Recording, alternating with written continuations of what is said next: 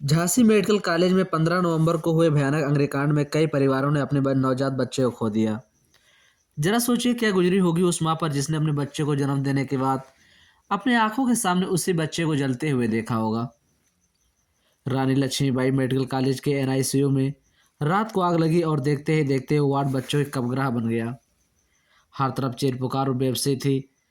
परिजन अपने बच्चों के लिए मारे मारे फिर रहे थे। इसी बीच एक ऐसा देवदूत आया जिसने किसी भी चीज की बगैर परवाह किए कई परिवारों की खुशियों को बचा लिया। याकूब मंसूरी नाम का यह शख्स जिसने अपनी दो नवजात बेटियों को अग्निकांड में खोने के बाद और लोगों के घर के चिराग को रोशन किया।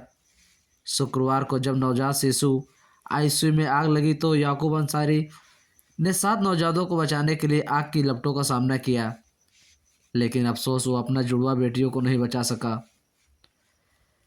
2 बच्चों के युवा पिता याकूब मंसूरी झांसी के अस्पताल के ठीक बाहर थे जब नवजात शिशु गहन चिकित्सा इकाई में लगी आग ने उनकी बेटियों को भी अपनी चपेट में ले लिया।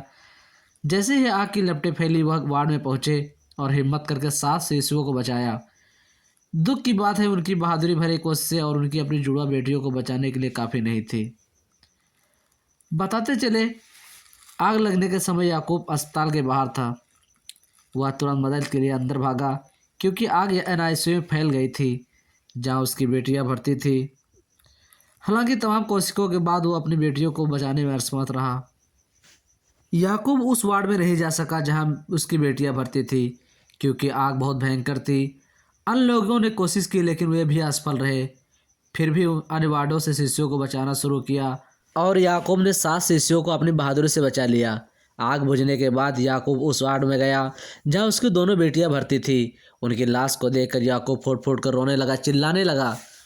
जरा सोचिए याकूब पर उस वक्त क्या गुजरी होगी जब उसने अपनी बेटियों को, दोनों बेटियों को जिंदा जलते हुए देखा, उनकी लाश को मृत पाया।